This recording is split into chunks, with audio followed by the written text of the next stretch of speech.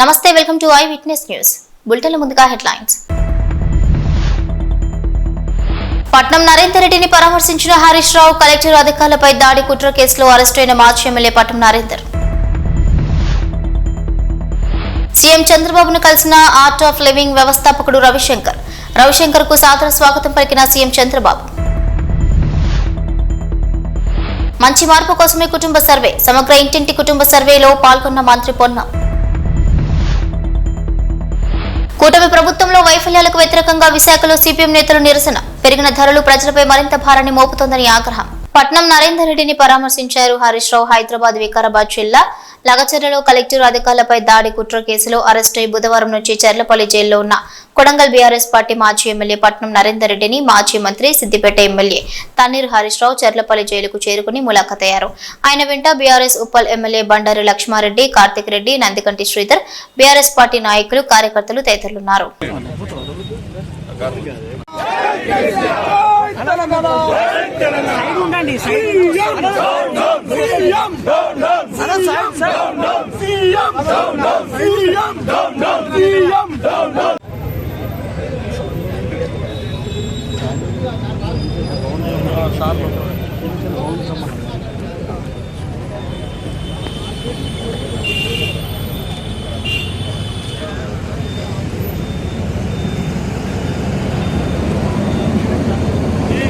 CM చంద్రబాబును కలిసిన art of living వ్యవస్థాపకుడు రవిశంకర్ ఉండవల్లి నివాసంలో చంద్రబాబును మర్యాదపూర్వకంగా కలిశారు. రవిశంకర్ శ్రీ రవిశంకర్ కు సాదర స్వాగతం పలికారు సీఎం చంద్రబాబు.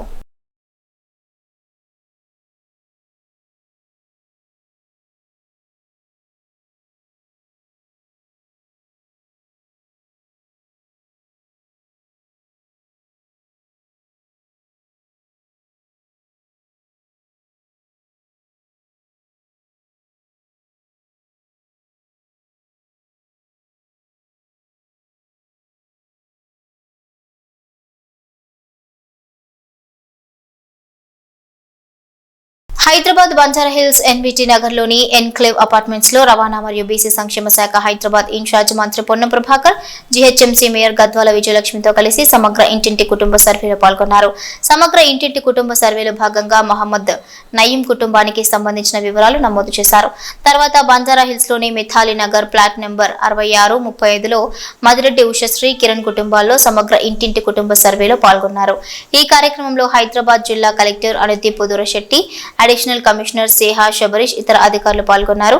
మంత్రి పొన్నం ప్రభాకర్ మాట్లాడుతూ తెలంగాణ వ్యాప్తంగా 6వ తేదీ నుండి ఇళ్ల గుర్తింపు కార్యక్రమం, 9వ తేదీ నుండి ఇంటింటి కుటుంబ సర్వే ప్రారంభమవుతుంది. ఇక తెలంగాణ ప్రజల యొక్క స్థితిగతులు, భవిష్యత్తు, ప్రభుత్వ ప్రణాళిక ద్వారా మంచి మార్పు తీసుకొచ్చి ఆదర్శవంతమైన తెలంగాణగా రాష్ట్ర ప్రజలను భాగస్వాములను చేసుకుని ఇంటింటి సమగ్ర కుటుంబ సర్వే జరుగుతుందన్నారు. ఈ సర్వే తెలంగాణ దేశానికి దిక్సూచిగా ఉండే విధంగా జరుగుతుంది. తెలంగాణ వ్యాప్తంగా ఇప్పటికే 30% సర్వే పూర్తయింది. జీహెచ్ఎంసీ పరిధిలో 4,50,000కు పైగా ఇళ్లకు సర్వే జరుగుతుంది. రాష్ట్రంలో 85,000కు పైగా ఎన్యూమరేటర్స్ సర్వే చేస్తున్నారు. ప్రజలు సానుకూలంగా స్పందిస్తున్నారు.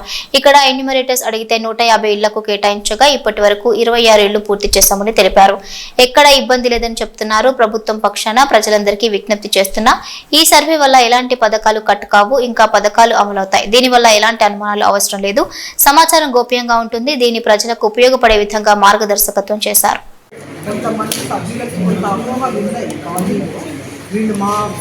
బ్యాంక్ అకౌంట్ నెంబర్ ఎందుకు అడుగుతున్నారు, నియమం అని చెప్పి అది మేము అందరికీ ఎక్స్ప్లెయిన్ చేయాలి. దానివల్ల మనకి ఏమీ కూడా ప్రాబ్లం ఫేస్ చేయము. వాళ్ళు చాలా సాధారణమైన వివరాలు మాత్రమే సేకరిస్తున్నారు. అవేంటంటే మన ఆధార్ నెంబర్ ఇవ్వడం వల్ల ఏమీ ప్రాబ్లం కాదు. మనకి ఆధార్ నెంబర్ అనేది ప్రతి దాంట్లో లింక్ ఉంటుంది. దానివల్ల ఏ సమాచారం బయటకు వెళ్ళదు. ఈ సమాచారం అంతా గోప్యంగా ఉంచబడుతుంది అని మాకు వివరాలు వచ్చాయి. సో మేము అందరినీ ఎంకరేజ్ చేస్తున్నాం. కాలనీలో ప్లీజ్ మీరు అందరూ కూడా సమాచారం ఇచ్చి మన ప్రభుత్వానికి సహకరిస్తే దానివల్ల చాలా మందికి మంచి జరిగే అవకాశం ఉంది. Very good. తెలంగాణ వ్యాప్తంగా 6వ తేదీ నుండి ఇండ్ల గుర్తింపు కార్యక్రమము, 9వ తేదీ నుంచి ఇంటింటికి సర్వే కార్యక్రమాన్ని ప్రారంభించుకున్నాం. ఈ సర్వే తెలంగాణ ప్రజల యొక్క స్థితిగతులు భవిష్యత్తు ప్రభుత్వ ప్రణాళిక ద్వారా ఒక మంచి మార్పు తీసుకొచ్చి ఆదర్శవంతంగా తెలంగాణ రాష్ట్ర ప్రజలను భాగస్వాములు చేసుకొని ఈ దేశంలోనే దిక్సూచిగా ఉండేటువంటి ప్రయత్నంలో భాగంగా ఈ సర్వే జరుగుతోంది. తెలంగాణ వ్యాప్తంగా ఇప్పటికే 30% సర్వే, హైదరాబాద్కు సంబంధించిన జీహెచ్ఎంసీ పరిధిలో 4.5 లక్షల ఇండ్లకు సంబంధించిన సర్వే కార్యక్రమం కొనసాగుతోంది. దాదాపు రాష్ట్రంలో 87,000 మంది పైన ఎమ్యూనరేటర్లు ఇక్కడ ఈ కార్యక్రమం కొనసాగిస్తా ఉన్నారు. ఎక్కడ కూడా ప్రజలతోటి కూడా చాలా సానుకూలంగా ఈ అంశాల మీద స్పందిస్తా ఉన్నారు. ఇప్పుడే ఇక్కడ స్థానికంగా ఈ ఇంటిలో నిర్వహించిన ఎమ్యూనరేటర్స్ కూడా అడిగితే వీళ్ళిద్దరు కూడా ఇప్పటికీ వాళ్ళకి కేటాయించిన 150 ఇళ్లలో 26 ఇండ్లు కేటాయించబడ్డ పరిశీలన జరిగింది. ఎక్కడ కూడా ఇబ్బంది లేదని చెప్తా ఉన్నారు. నేను ఈ సందర్భంగా 2 అంశాలను స్పష్టంగా ప్రభుత్వ పక్షాన ప్రజలందరికీ తెలియజెప్పదలుచుకున్నాం. ఈ సమాచారం గోప్యంగా సమాచారం ప్రభుత్వమే సేకరిస్తుంది. ఈ సమాచార సేకరణ వల్ల ఎవరికి కూడా ఏ ప్రభుత్వ పథకాలు కట్టకావు. ఇంకా అదనంగా ఇవ్వడానికి సంబంధించినటువంటి సమాచారం ఉపయోగించుకుంటాము. దీన్ని రహస్యంగా ఏదో దాచిపెట్టేసేది కాదు.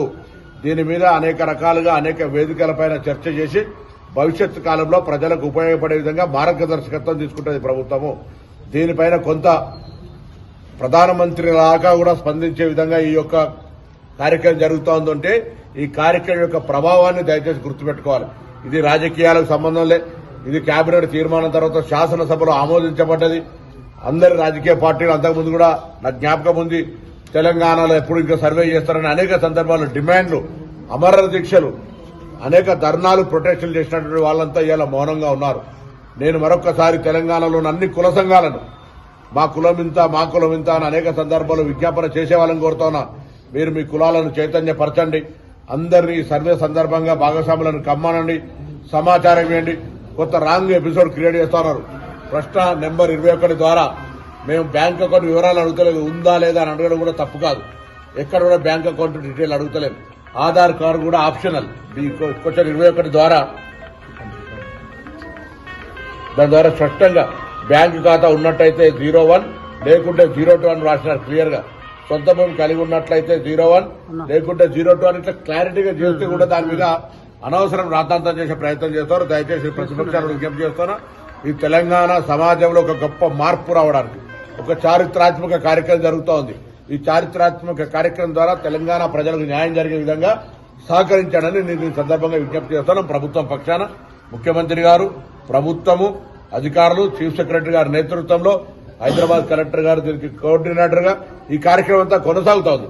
దయచేసి ఎక్కడైనా ఇబ్బంది ఉంటే మీరు ప్రజాప్రతినిధిగా గాని లేదా ఏదైనా పార్టీ నాయకుడిగా మీకు డౌట్ ఉంటే అక్కడ ఉన్నటువంటి జిల్లా కలెక్టర్ గారు కావచ్చు, మండల స్థాయి అధికారి కావచ్చు, మీకు స్పష్టంగా దీని మీద క్లారిఫికేషన్ ఇస్తారు. దయచేసి అపోహలు కలిగించొద్దు. ఈ కార్యక్రమం సజావుగా సాగుతా ఉంది. ఎక్కడైనా ఏదైనా సోషల్ మీడియాలో వస్తే కూడా అనవసరంగా సోషల్ మీడియాలో దీన్ని దుష్ప్రచారం చేస్తే చట్టరీత్యా చర్యలు ఉంటాయి. నేను ఎమ్మెల్యేస్ కూడా కోరుతా ఉన్నా, మీకు ఎక్కడైనా ఇబ్బంది కలిగితే ఎక్కడ 1%, 2% ప్లీజ్ పై అధికారుల నోటీసుకు తీసుకురండి. మీరు మీడియా పరంగా పోవడానికి వీల్లేదు. అదేవిధంగా వాళ్లకు భద్రతకు సంబంధించి పూర్తి బాధ్యత మాది. ఎక్కడైనా ఎమ్యూనరేటర్స్ సంబంధించి ఎవరైనా ఇబ్బంది పెట్టి ప్రయత్నం చేస్తే వాళ్ళకు కూడా చట్టరీత్యా చర్యలు ఉంటాయి. ప్రభుత్వ ఉద్యోగి విధి నిర్వహణకు ఆటంకం కలిగించినటువంటి సెక్షన్లు పెట్టబడతాయి. మీకు ఇష్టం లేకపోతే మేమేం బలవంతంగా సమాచారాన్ని నిర్బంధంగా తీసుకుంటలేం. సమాచారం ఇవ్వడానికి ఇది ఒక సోషల్ రెస్పాన్సిబిలిటీ, సోషల్ సెక్యూరిటీ కూడా government responsibility. Is not asking by any individual agencies.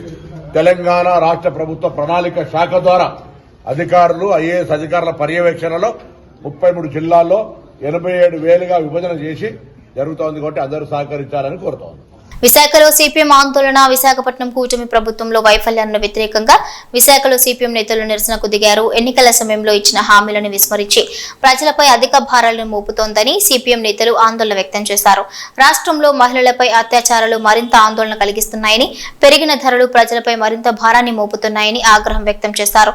ప్రజల సమస్యలపై ప్రభుత్వం స్పందించి తగిన చర్యలు తీసుకోవాలని డిమాండ్ చేశారు. రాష్ట్రంలో టీడీపీ, జనసేన, బీజేపీ కూటమి పాలన. గత వైసీపీ ప్రభుత్వం ప్రజల మీద ధరల భారాలు వేస్తూ ఉంది. స్టీల్ ప్లాంట్ అమ్మకాన్ని ఆపలేదు. కరెంటు ఛార్జీలు విపరీతంగా పెంచుతూ ఉంది. రాష్ట్రంలో మహిళలపై, పిల్లలపై అత్యాచారాలు హత్యలు పెరిగిపోయాయి. కాబట్టి ఈ ముద్రస్థ పాలనని అంతమొందించండి, మాకు అధికారం ఇవ్వండి, దీనికి భిన్నంగా సమర్థవంతమైన పాలన సాగిస్తాం. మేము ప్రజల మీద ధరల భారాలు వేయమని చెప్పని ఎన్నికల ముందు టీడీపీ, జనసేన, బీజేపీ కూటమి ఈ రాష్ట్ర ప్రజానికి హామీ ఇచ్చింది. ప్రజలు నమ్మి ఓట్లు వేశారు. మీ అధికారం చేపట్టి చేస్తుంది ఏంటండి? ధరల విపరీతంగా పెంచుతున్నారు. పామాయిల్ ధర మార్చి నెలలో లీటర్ 90 రూపాయలు ఉంటే 137 రూపాయలు ఉంది. సన్ఫ్లవర్ ఆయిల్ ధర 105 రూపాయలు ఉంటే 145 రూపాయలు ఉంది. ఒక లీటర్ మీద 40 రూపాయల నుంచి 40 రూపాయలు పెంచేశారు. దీని తోడు పప్పులు, ఉప్పులు, బియ్యం, నిత్యావసర ధరలన్నీ విపరీతంగా పెరిగిపోయాయి. కరెంటు ఛార్జీలు భారం పెంచమని చెప్పి అన్నారు.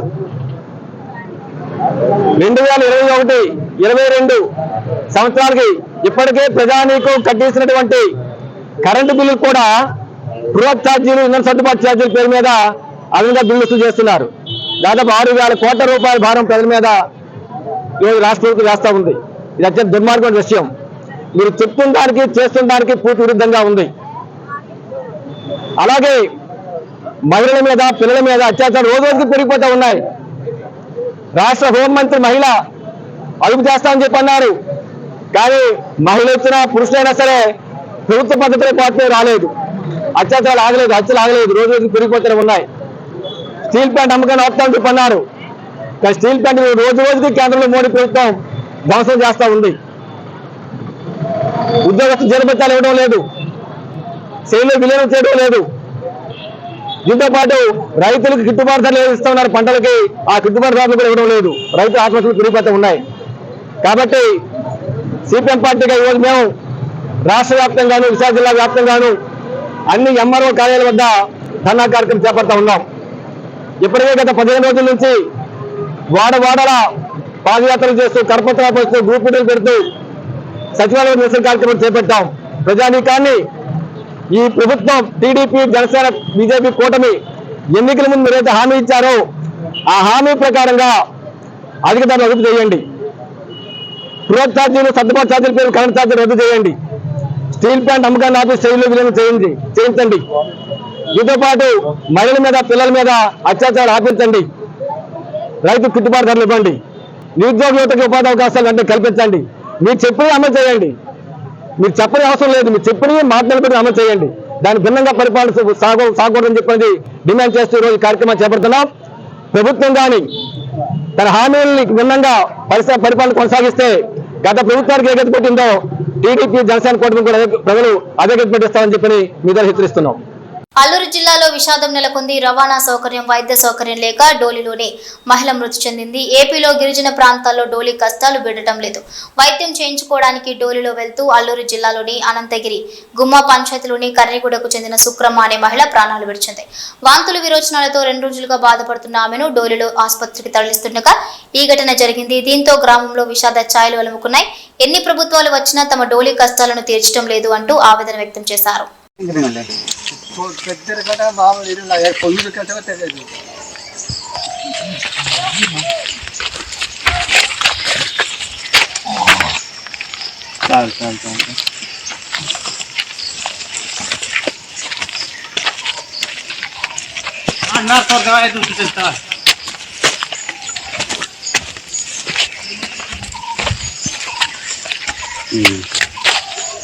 గ్రేటర్ హైదరాబాద్ పరిధిలో పలు రెస్టారెంట్లను తనిఖీ చేశారు నగర mayor.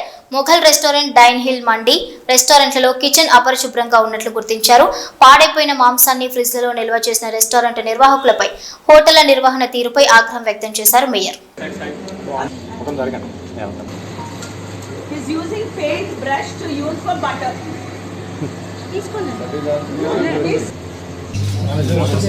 See, because this is contaminated. Because water. No.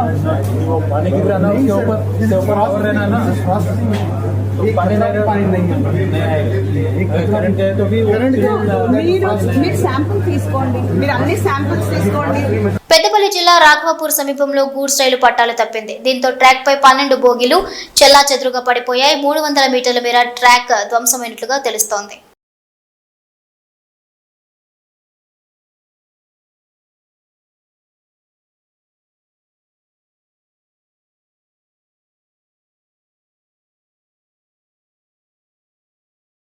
నాగపూర్లోని RSS ప్రధాన కార్యాలయాన్ని సందర్శించారు కేంద్ర హోంశాఖ సహాయ మంత్రి శ్రీ బండి సంజయ్ కుమార్.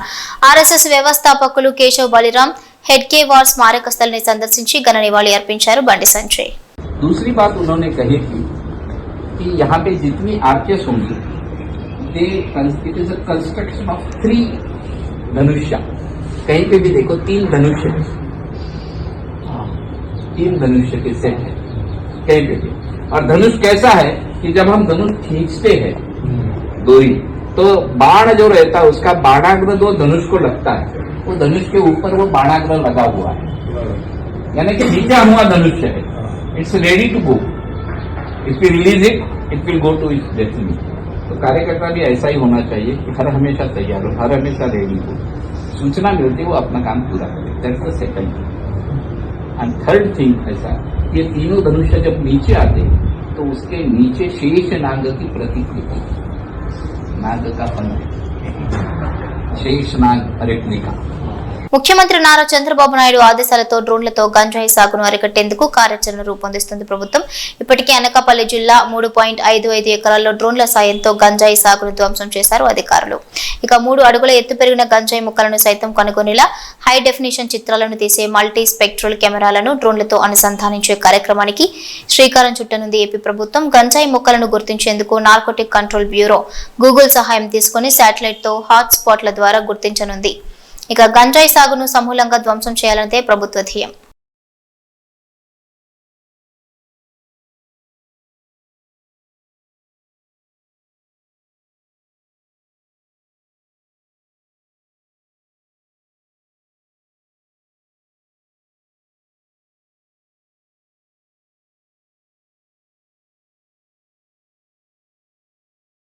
లగచర్ల లడాయి అరెస్ట్ రెడీ అన్న కేటీఆర్. హైదరాబాద్ లగచర్ల లడాయి ప్రభుత్వం వర్సెస్ బీఆర్ఎస్ గా మారింది. అధికారులపై జరిగిన దాడిని ప్రభుత్వం సీరియస్ గా తీసుకుంది. ఇది ప్రభుత్వాన్ని అస్థిరపరిచే కుట్రగా మంత్రులు ఆరోపిస్తున్నారు. ఎవరిని వదిలిపెట్టమని స్ట్రాంగ్ వార్నింగ్ ఇచ్చారు. మరోవైపు బుధవారం అరెస్ట్ చేసిన మాజీ MLA Patnam Narender Reddy remand report లో సంచలన విషయాలు వెలుగు చూశాయి. కేటీఆర్ ఆదేశాల మేరకే దాడి అని పట్నం నరేందర్ కన్ఫర్మేషన్ ఇచ్చినట్లుగా పేర్కొన్నారు. ఇక కేటీఆర్ అరెస్ట్ చేస్తారని రాత్రి నుంచే నందినగర్ లో కేటీఆర్ ఇంటికి బీఆర్ఎస్ నేతలు భారీగా చేరుకున్నారు.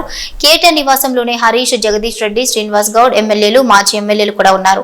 నేను అరెస్టుకి రెడీ అని కేటీఆర్ ట్వీట్ చేశారు. రైతుల గొంతు అయినందుకు అరెస్టు చేస్తే గర్వంగా ఫీల్ అవుతానని ట్వీట్ లో పేర్కొన్నారు. అరెస్టు చేయండి అని సవాల్ విసిరారు.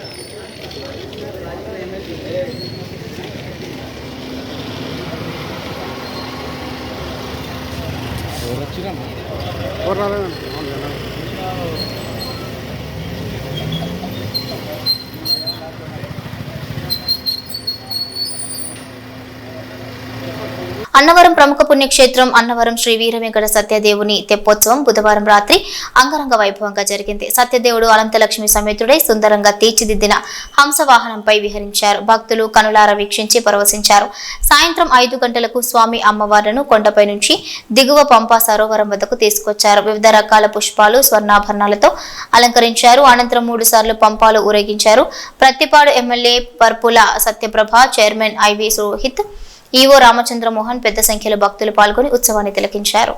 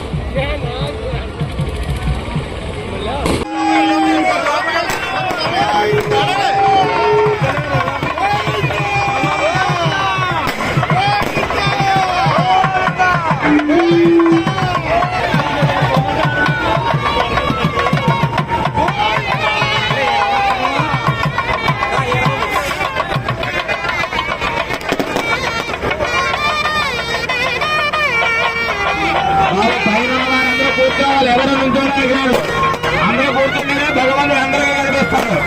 మీరందరూ కూర్చోవాలి. ఎవరు నుంచోవద్దు అసలు. నుంచున్న వాళ్ళు దింపండి. ఎవరు నుంచోడానికి వెళ్ళారు కూర్చోవాలి. విచక్రమే త్రేధానుదే పదం శ్రీని పదా విచక్రమే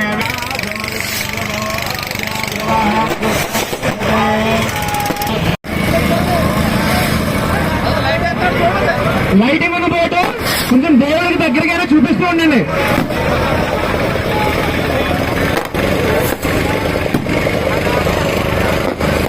ఇవి బులెటిన్ డీటెయిల్స్.